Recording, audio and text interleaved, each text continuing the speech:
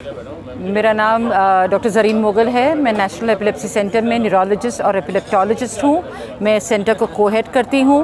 National epilepsy centre public private partnership के तहत जिन्ना post graduate medical centre में मिर्गी के मरीज़ों का इलाज करते हैं।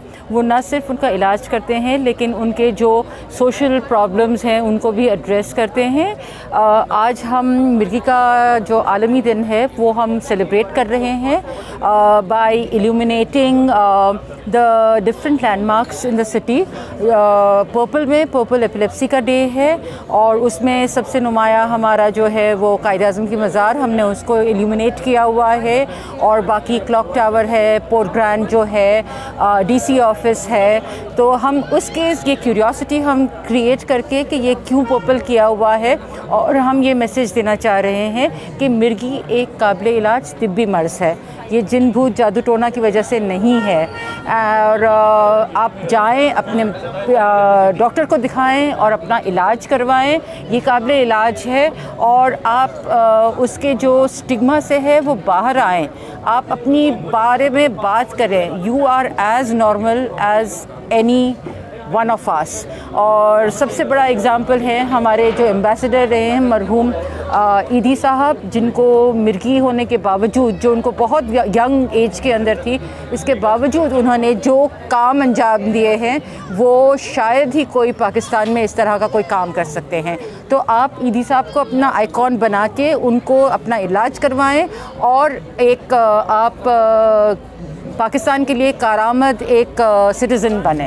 ये कंटेजियस नहीं है, ठीक है। और ये हमने 2 पॉपुलेशन बेस्ड स्टडीज़ की हैं और दोनों में यही आया हुआ है कि हर 100 पाकिस्तानी में से एक को मिर्गी होती है। यानी कि अगर हम कहें कि 1% है, सो इट्स 2.2 मिलियन, 22 मिलियन अगर है तो 2.2 मिलियन पीपल हैव एपिलेप्सी। अब ये है कि आगाही की वजह से, आगाही ना होने की वजह से बहुत सारे वो ट्रीटमेंट नहीं जाते, वो बाबा और मौलवियों और उनके ऊपर वो फेथ रख के वो करते हैं। आपका दूसरा क्वेश्चन था कि सेंटर्स का। हाँ, अच्छा जी।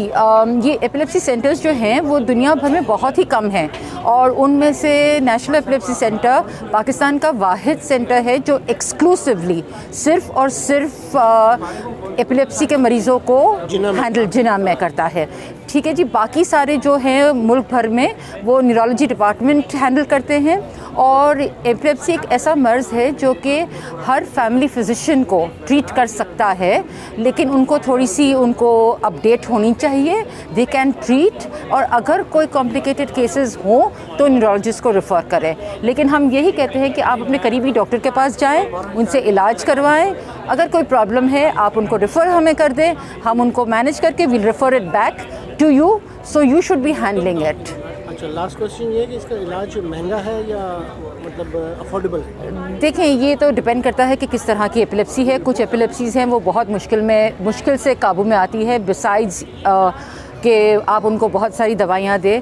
तो हमने एक अंदाज़ा लगाया हुआ है कि हमारे सेंटर के ऊपर जो मरीज़ हैं उनकी 1 महीने की जो दवाई है वो फ्रॉम 800 to 1000 to 30,000 तक की होती है।